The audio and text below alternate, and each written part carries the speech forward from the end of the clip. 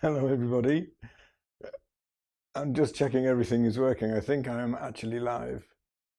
This has been the most hilarious mess about to set up. I should warn you, okay, for today's stream, I'm going to be moving around with with a camera, with one or two cameras. So if moving cameras make you feel really ill, you might want to log off. So I've got this. Let me try and get in front of a camera so you can see me. So I'm actually walking around.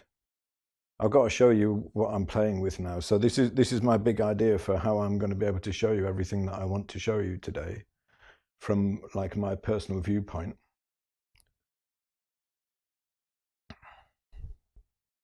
I'm sorry. I think sometimes I think I like playing around with tech a little bit too much. And I think, oh yeah, this would be brilliant. Let's get this set up so the camera works like this. And then I suddenly realize it's a lot more complicated to set up than I thought.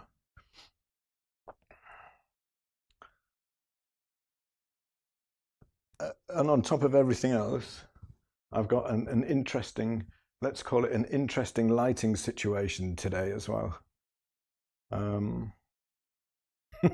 Which is why I'm pretty much, oh, I'm filming the camera that's filming me. Very odd. It's why I'm kind of in silhouette at the moment. Let's have a look at this camera and see if I can focus it a little bit better. I can't, this one that I'm holding, I don't want to put it down because I have a feeling if I put it down, it's going to stop working altogether. But what I'll do is I'll shut this camera off. So this is what I wanted, is so you could see me like walking around the room. But I appreciate that it's like, it could be a little bit seasickness inducing to see that as well at the same time. So what's tricky about what's happening at the moment, I'm trying to get this camera more in focus, but it's awkward from back here. What's tricky about the way that I have this set up is I'm using different cameras than I normally use for each job. So, but hopefully what you can see is this is like as much of my painting setup as I can get on the screen at once, okay? So this is my still life stand. I'm just going to go over the setup really quickly. Maybe I need to increase the exposure of that camera a bit so you can see. The problem is that just as I was setting up, thinking that everything was looking quite nice, the sun came in the window and it's kind of thrown everything a little bit sideways, as you can no doubt tell.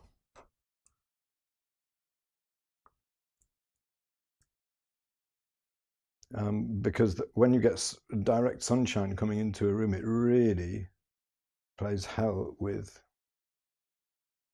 the camera.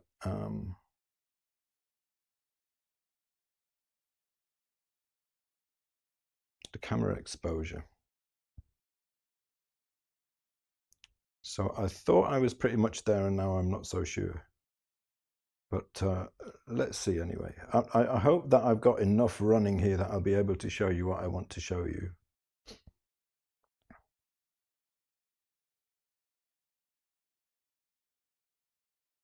So actually, let's first things first. Can you please give me a note in the chat there if you can hear me? That's the most important thing.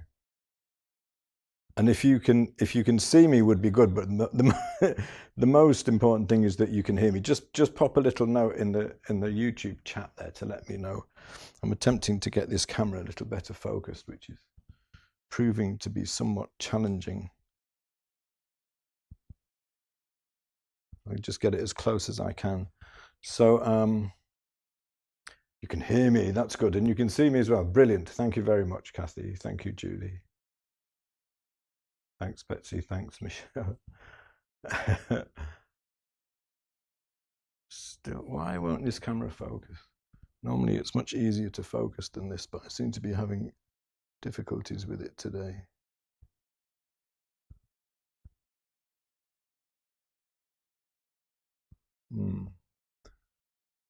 Learning that this is one of the things that I should have set up before I pressed the go live button.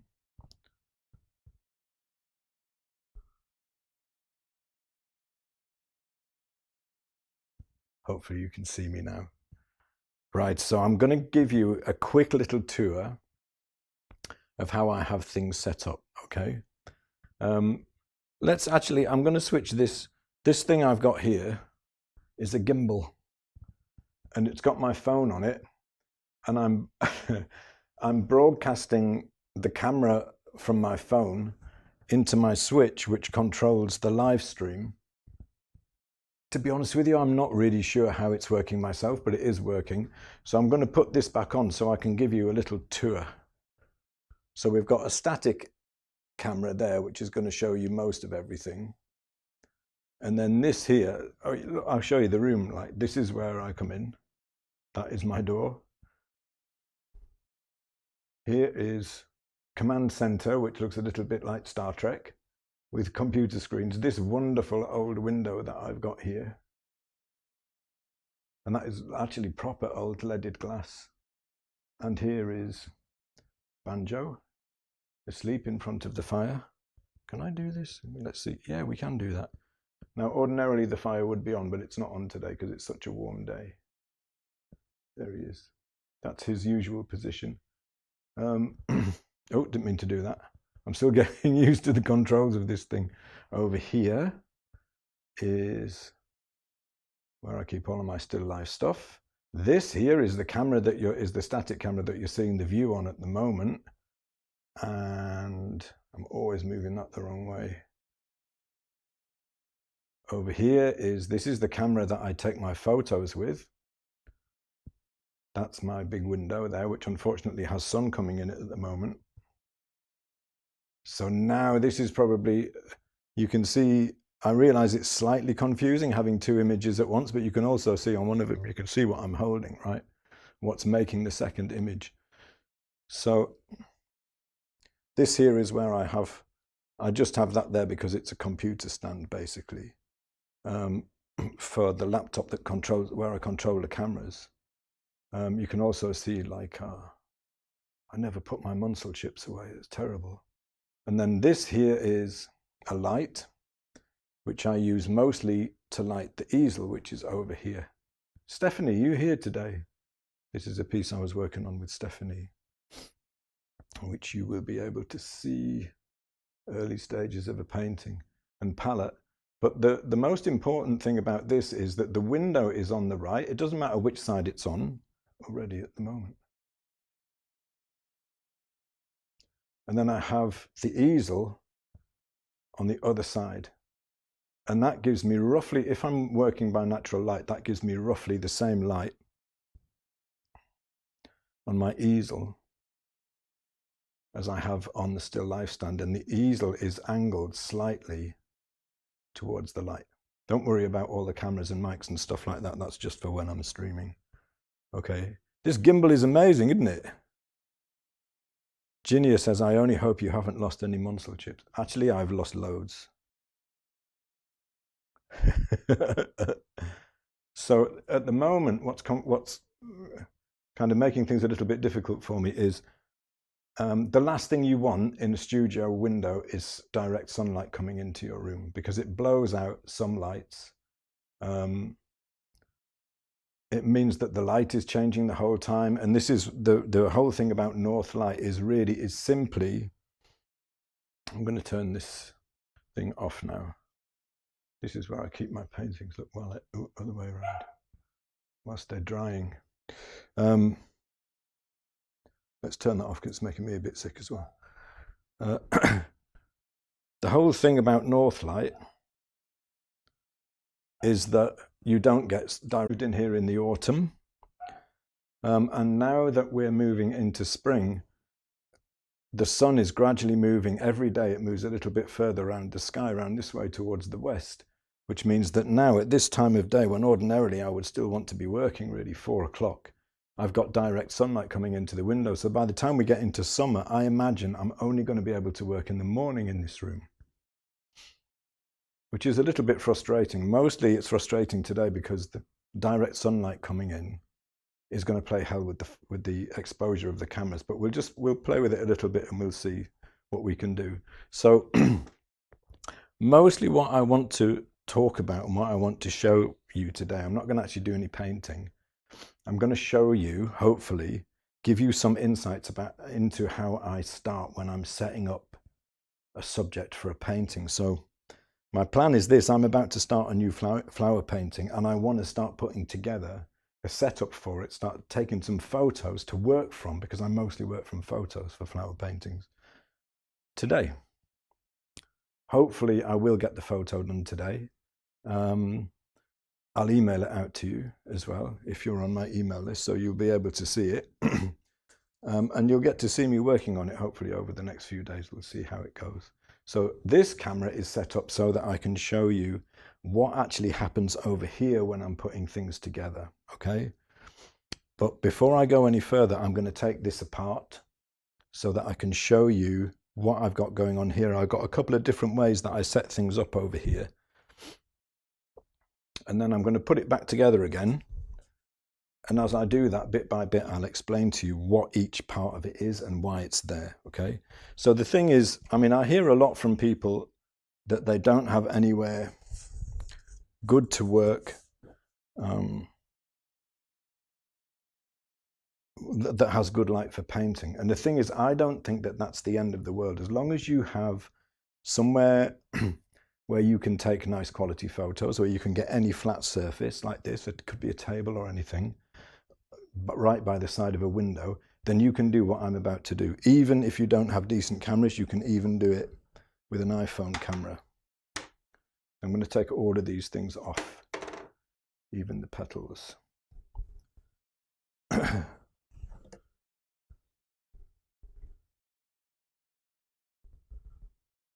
Okay. I have a feeling I should probably change the exposure of this camera again. It's getting really blown out now, isn't it?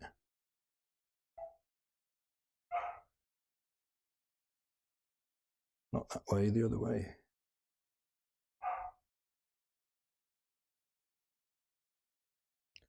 I think the sun is so strong, it's probably not going to make an awful lot of difference what I do with this camera now. It's just going to stay blown out, unfortunately. And that does make this a slightly challenging experience.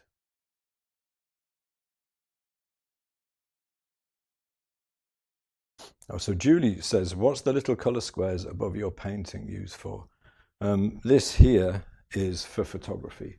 So this is an X-Rite color checker. It's just a card with some colors on it. You take a photo of that, you put it through some software, and it gives you a profile of your camera, because all cameras have a bias. It gives you a profile of your camera, and then you can put it through Adobe software, and it will give you a filter that you can put over your photos that corrects the bias of your camera. So these are standard colors, you know. As long as you have a white balance, you know how to set the white balance, then that works just as well, if not better, I think. Can I put in captions? Honestly, Maureen, I have no idea how to do that. So I can't know. Kathy says, can you filter the light from the window with something like glassine paper? Well, I would rather wait and only work when I've got good natural light, because the light, direct sunlight, is also, it has a hue to it. I mean, there might be times when it would be nice to work with, but mostly I would just change the time of day that I work. So I just won't be working. I won't be painting under natural light from here in the afternoon.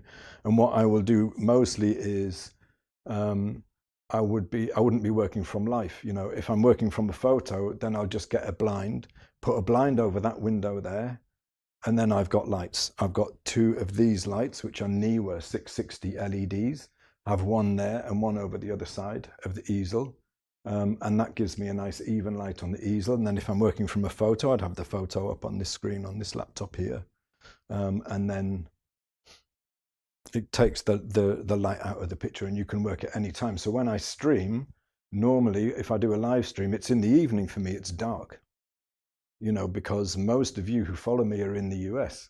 Some of you are 8 hours behind me, which is why for me, I'll do a live stream usually at 6 o'clock in the evening. and also why I've got this problem with the sunshine now. You know, it's just the way it goes.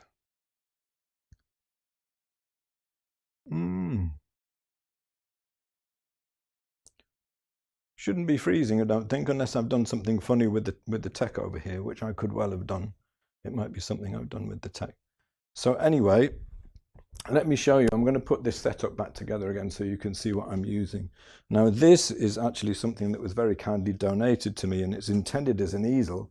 It's a camera tripod with like a framework that can hold a board. You can use it as a tabletop like this, but it's actually supposed to be like angled up so you could use it as a painting surface. But I've found this is incredibly useful because the tripod underneath can be put really low or it can be extended up. So this gives me a nice adjustable height to work on. The other thing that I would use if I'm not using this, which I use mostly to put my boards on, is this. I hope that you can see this. This is what I would normally be using, is a speaker stand. And you can get expensive still life stands from the art shop for $100 or something like that, or you can get something like this for about 20 quid. You know, you can rotate it, it still goes up and down. The only reason I've got that there at the moment instead of this one is this is as low as this one goes. The reason for that I need that to go lower will become apparent in a moment, because I want to show you something about viewpoints. So this is just like the setup that I've kind of evolved over time. So on here, I will usually put some kind of an interesting board, something that has a nice surface that's going to look good in the painting. So this I got from an antique shop, actually came from India, and it's a prayer stool for kneeling on and has featured in a very large number of my paintings because it's my favorite. Oh, that obviously isn't supposed to happen. It's my favorite it's my favorite surface to put things on because it's near neutral, but it has quite a lot of texture. If you've done workshops with me, you will probably have painted it yourself, because a lot of the reference photos that I take have that as the baseboard. The only problem with this is it's not as stable as a speaker stand, as you can see. So I have to balance things a bit more carefully. Let's try that again.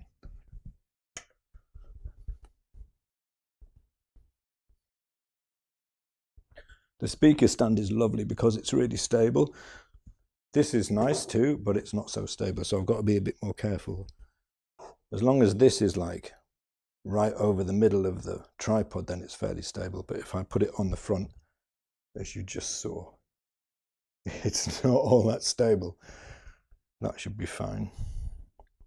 So the background, now this here is a 1/4-inch thick piece of MDF board, which I've painted, scribbled on and scratched. It's close to neutral.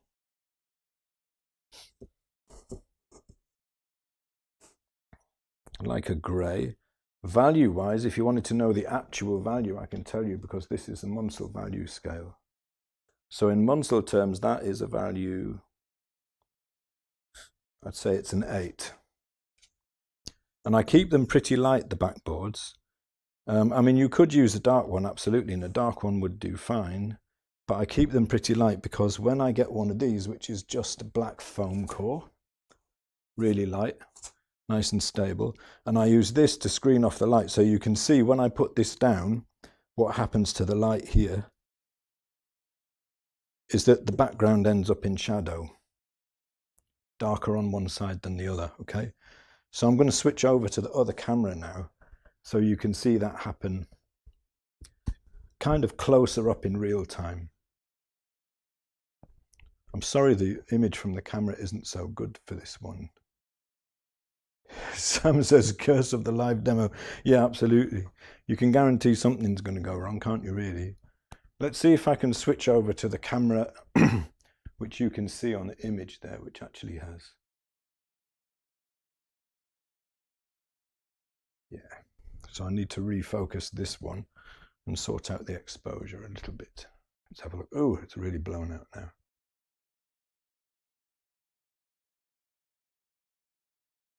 There we go. Let's see if I can focus him. Need to put something there that I can tell if it's focusing or not.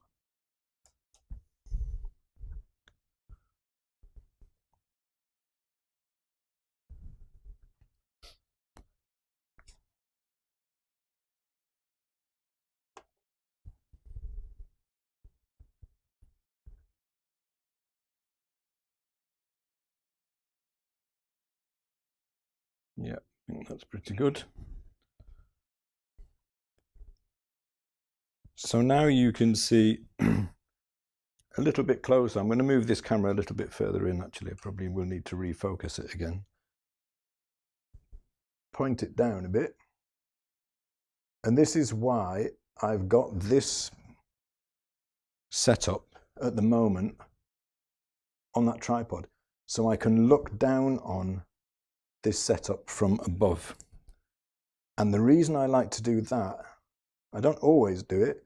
The reason I like to do it a lot is because it means that if I've got, say, some carnations in a vase, I'm really paranoid this is going to pitch over again now, then it means that I can look down on them from above, and it means the compositional possibilities are very, very different. Like if I take one of these flowers and I put it here,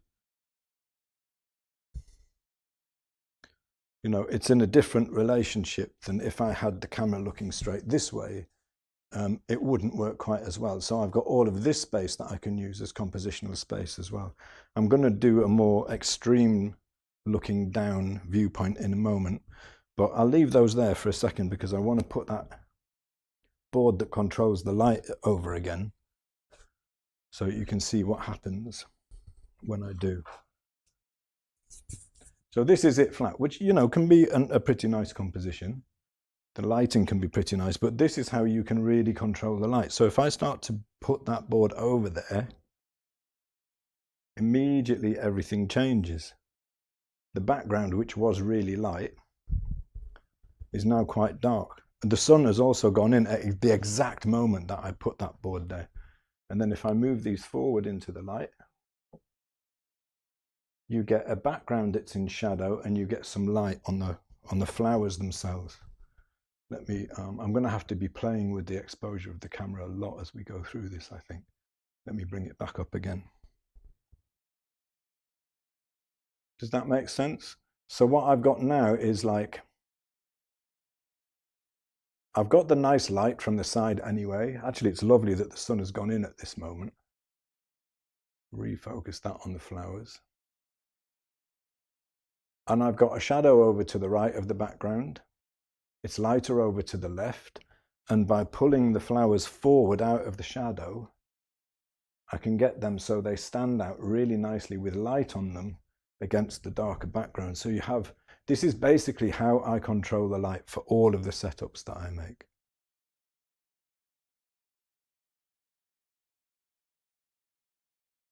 Ginia says, how do you secure the back just leaning? Yeah, like normally I would have something, I would have a more stable table surface to put that on, and I just lean it against something. I've got a couple of heavy wooden blocks that I usually put behind it, but it's kind of, it's a little bit, it's a bit precarious at the moment, to be honest, but hopefully it will stay. Hi, Romy, good to see you.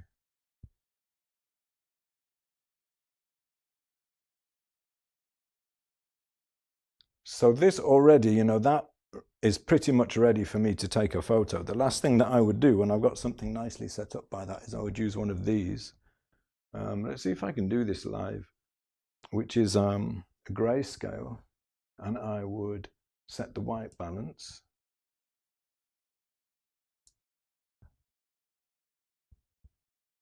Just like that, which will change it. You see how it's gone, the color has gone slightly warmer now.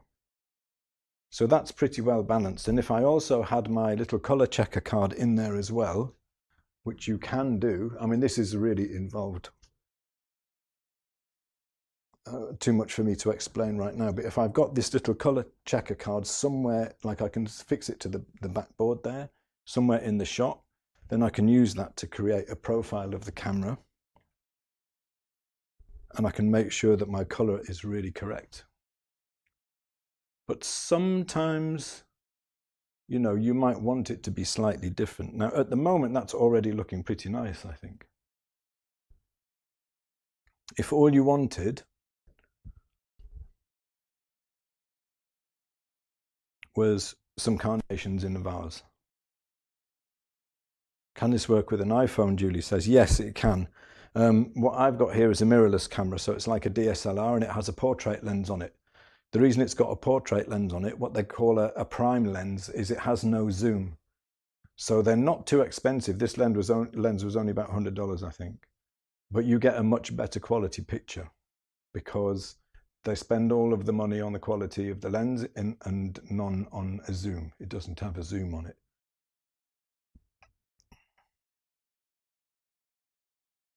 It's that color card is a color checker, X-Rite Color Checker Classic.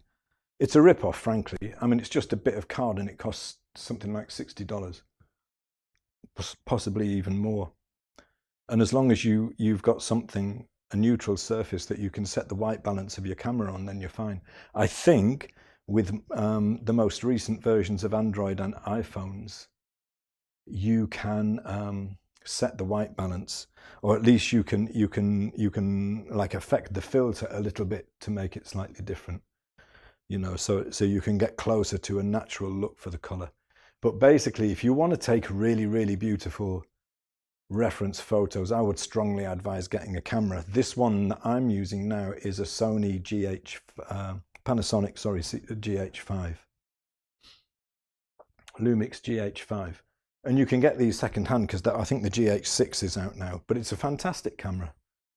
The reason I've got this one is because it's also good for video.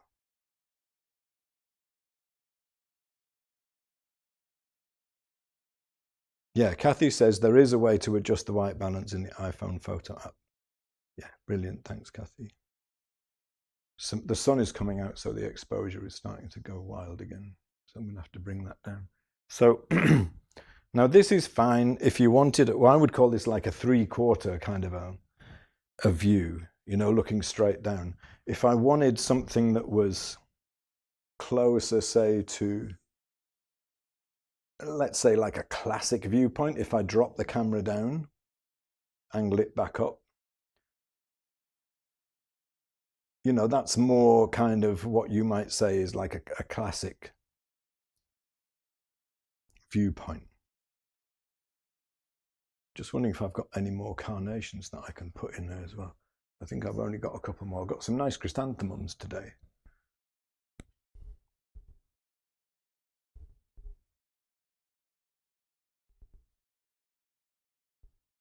I think that's the only other one I've got left. So what I would do at this point is I would take I start taking a load of photos, not just one or two, God knows, 20 or 30. I'll move that 2 inches that way, take another photo, put it over there, you know, put it behind, take another photo, arrange these flowers differently, you know.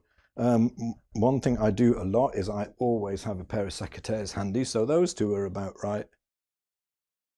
This one could be a little bit shorter.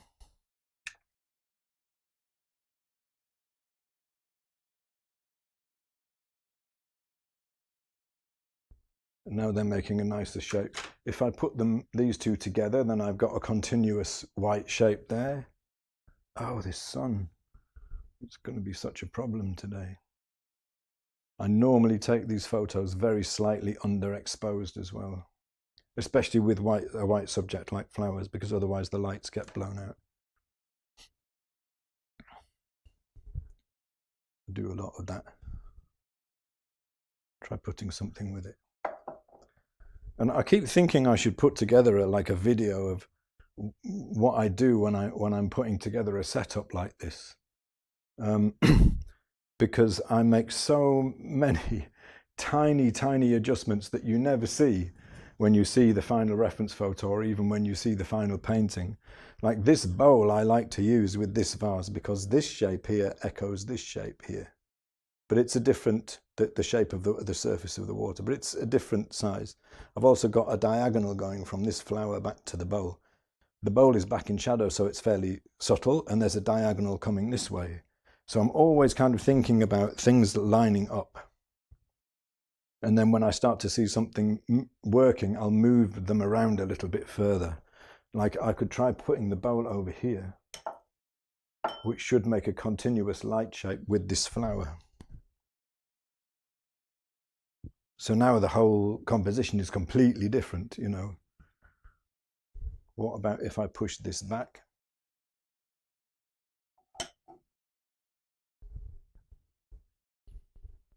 I would say, on average, I spend a day or so. I tend to have what I call like photo shoots. I think of them as photo shoots when I get a bunch of flowers together. Actually, this would be really nice. I put a bunch of flowers together and then I'll just spend a day trying different compositions. And when I take the photos for them, I always take them with a lot of space around the image. One thing I've noticed when I've been working with people and like one-to-one and encouraging them to take their own reference photos is that what people tend to do is zoom the camera in to where you feel like you would want it to be. So you frame the image with the camera.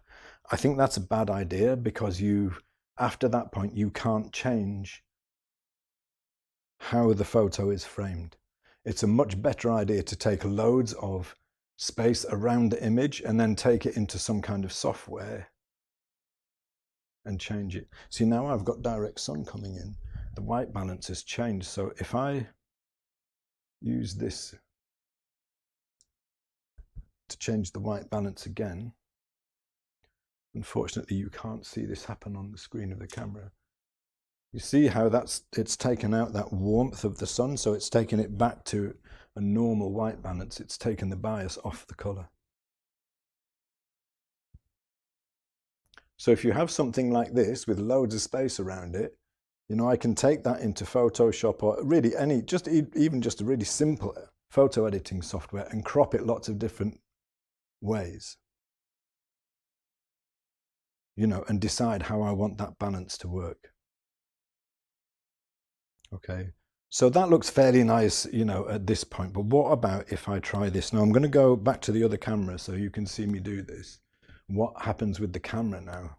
Because this really changes what you can do with a composition. What you can do compositionally, I should say, with the shapes that you've got. Switch back to this camera. You can see how blown out the light is now on that one. I can't adjust this one anywhere nearly as well. But if I move this one right forward, hopefully without disconnecting it. So what I'm going to be looking for now is to get this camera right up to the setup. I'm going to bring it up so it's taller. Oh, wrong one.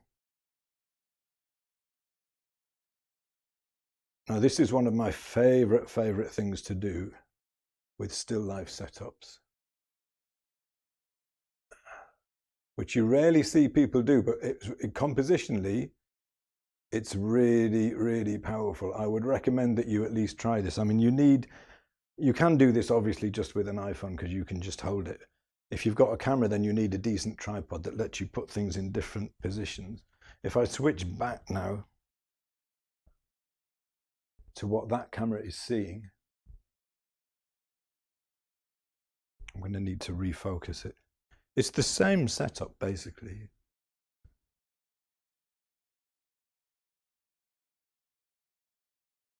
Let me just focus that.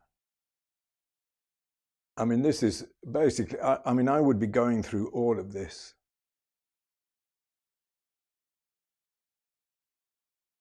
whilst I was doing a photo shoot, you know, trying to get some nice photos together. It's entirely different composition. You know, I've got two entirely different shapes from basically the same thing. Did it just move? think it might have just moved.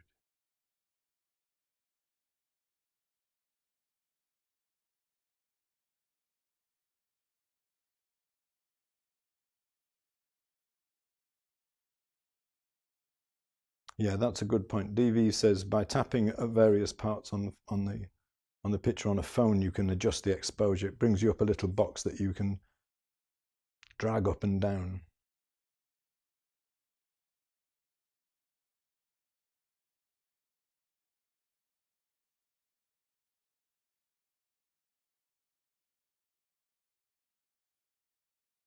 Yeah, Adobe Lightroom is part of the Adobe suite, so I use it on the desktop,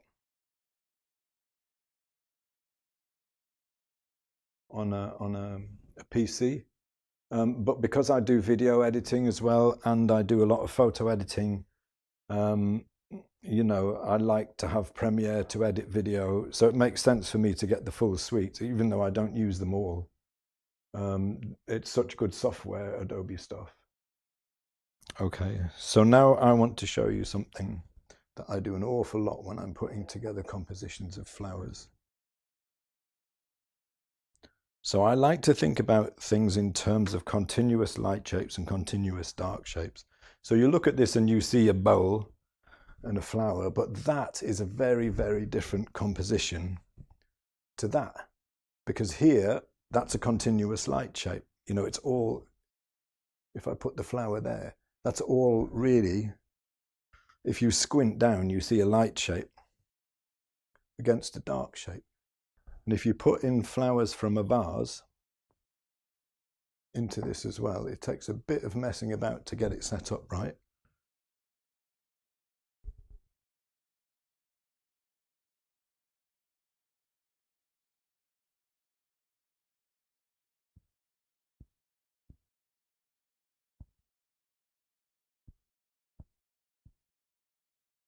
Okay, if I move that back, I can keep on moving that back until, and this forward, until the flowers in the vase actually become part of the same light shape as the bowl, depending on the viewpoint. You see, so this, the bowl and this flower have now become a single light shape. Really, really changes what's happening compositionally there.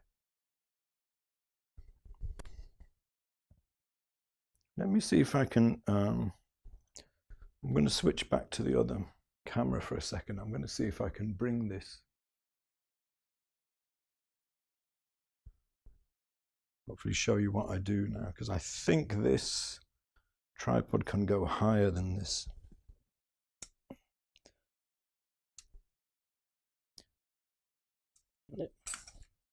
Or is it? No, it's full extension. I thought it could possibly go a little bit higher, but I think that's about it.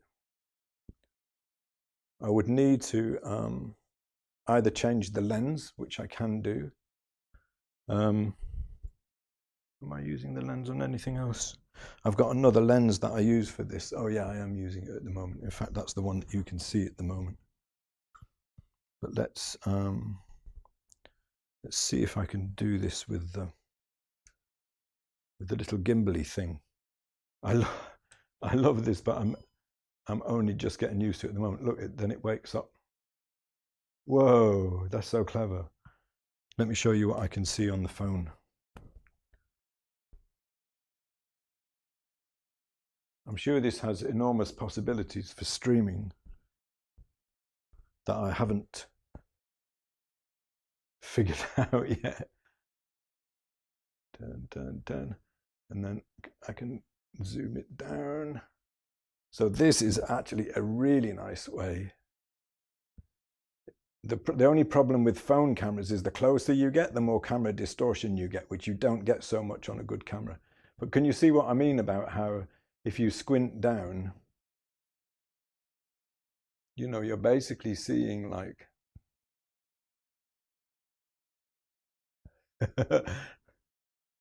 how's that showing on the screen? Try and see those shapes as just light and dark shapes, you know, rather than a flower and a background, and you start to look at composition slightly differently. So moving this around, I can join the vase to different parts of this.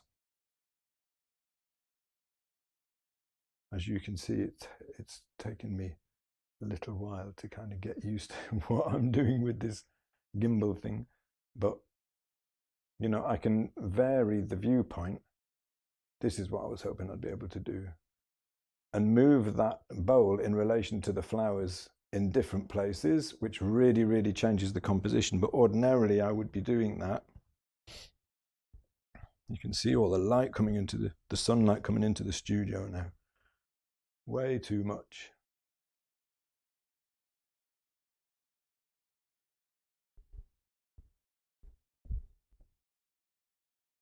Ordinarily I would be doing that with just with a camera and with another lens that I've got, which unfortunately I've got on the stream at the moment, which shows things a little bit further back. Yeah, I think Elements would probably, Adobe Elements would probably give you a lot of what you need. Yeah, Michelle says I've got studio envy. I know what you mean, but at the same time, I'm struggling with the light today. You know, it's making this really awkward to do this at this time of day, you know. What I could also do, let's try that actually and see how it works. Now, I totally shouldn't be doing this because I'm pretty sure that everything is going to fall apart. But I used to do this an awful lot, and I even used to do it when I worked from life. So what I'm doing at the moment, so I'm going to leave the camera where it is. I'm going to take everything off.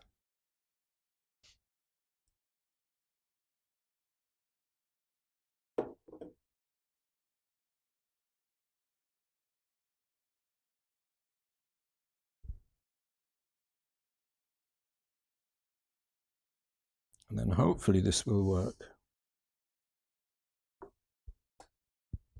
Move this out of the way. I know you can't see very much at the moment. And then I'm going to put it back together, but I'm going to put it on the floor.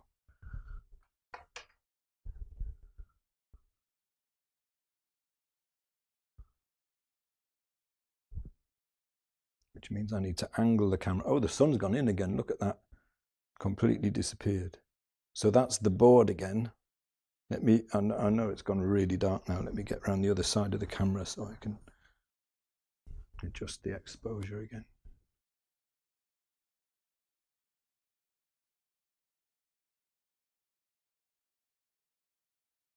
There we go. So I'm moving the camera back.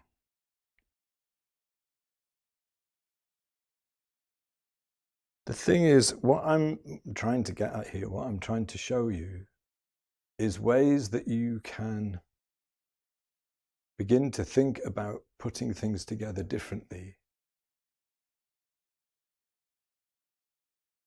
rather than just putting something, you know, which is, we all do an awful lot, you know, which is just to get, if you're doing flowers especially, to get some flowers, put them in a favorite vase, make a quick arrangement, and then either just start painting or take a photo of it and then start painting from the photo. So let's see, like, where could I kind of a sideways S, continuous S shape.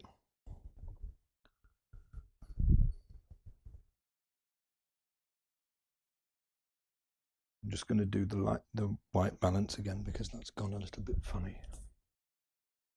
Because now the sun has gone in.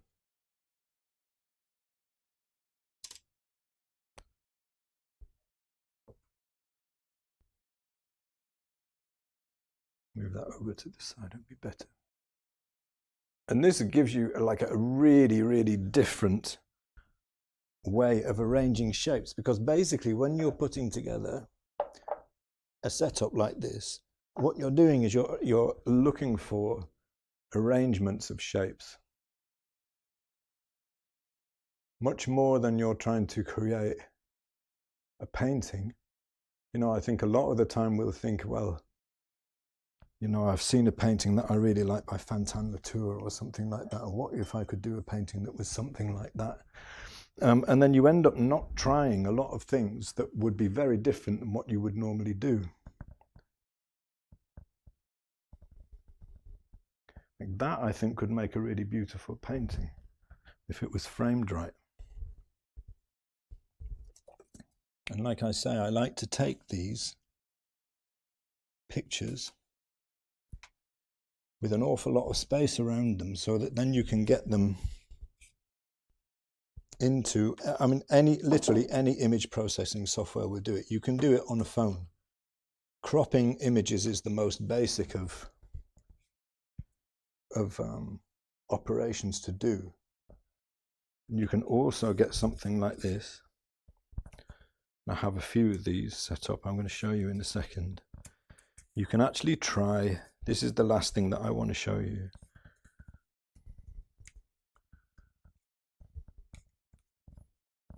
You can actually try different crops. This one is square. You can try different ways to crop a picture with more space around it, with less space around it, cut off on one side, you know, really, really close, focused. And this is just a piece of foam core with a square hole in it. I've got round ones of these and rectangular ones that fit particular board sizes and panel sizes. And you can, you know, if you look at composition this way, if you just go a little bit kind of outside the box, if you like,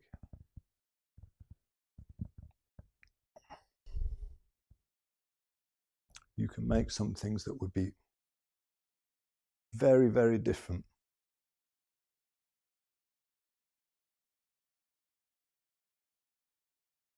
You know, I can chop off the side of the bowl there, bring it in close. You know, and it's all about arranging basically just shapes in different ways.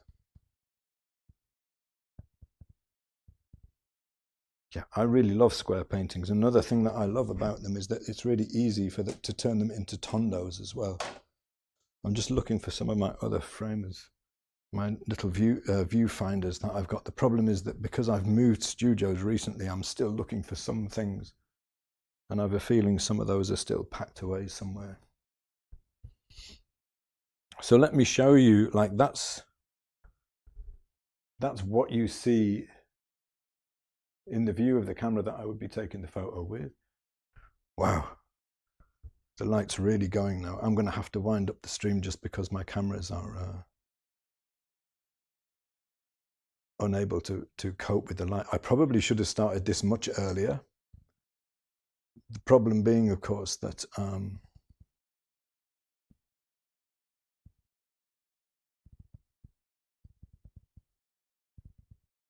it would be like first thing in the morning for a lot of you, which is not at all ideal, is it?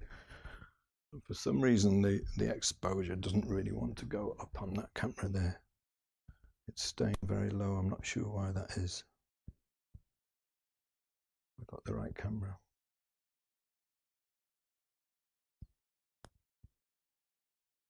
Yeah. I think it's probably just that the light has gone so much now that there's nothing I can do with that camera to bring it back.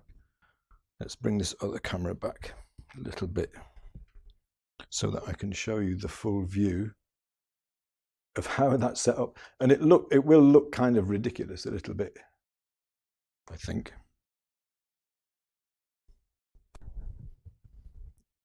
Because you don't, it's almost like it's like setting a stage. It's not particularly tidy. It's an awful lot of fiddling about.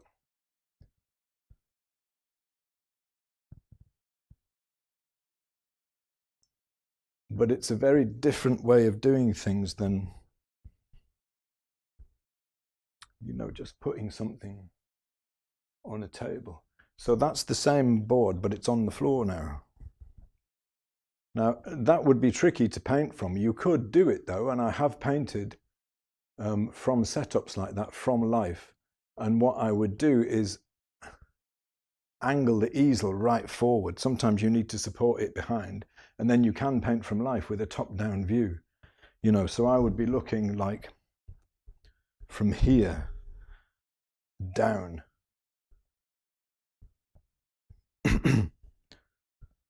And it's probably, I think, one of the most compositionally interesting viewpoints to use, especially for still life, because it allows you so much leeway with just moving the shapes around. When you have something straight in front of you, you can kind of move things sideways and experiment with different continuous shapes that way. But if you're looking a little bit down on something from above, I would say from the side view, the camera was like this, that was about the viewing angle there. It allows you an awful lot more scope, if you like, to play with the shapes. Okay, so I think what I'm going to do next, I'm going to wind up the stream now. If there are any more questions, then do let me know. This is overexposed again. What I think I'm going to do is I'm going to take a few more shots. I think the light is too difficult for me at the moment, so I'll probably take perhaps a few more shots tomorrow. I reckon I've got about an hour of daylight left, and that sun is going to be coming out of those clouds and coming straight in the room. Here we go, it is now. I'm going to take a few shots tomorrow morning with these objects that I've got here set up like this, and some other ones as well, and I will email them out to you so you can see the kind of things that you can make. It's a little bit, obviously I've really struggled with the cameras today. I had a feeling I might, and then when the sun came out, it just made everything that much more difficult. But hopefully I've shown you enough. You know, my goal today was to show you some of the things that I do when I'm setting up a flower still life that would be a little bit different perhaps than you would usually see. Okay, so if you do have any questions, if you think of any questions about any of this after the stream, or indeed if you're watching this later, either leave me a comment on the video or email me if you're on my email list, and I'll do my very best to get back to you.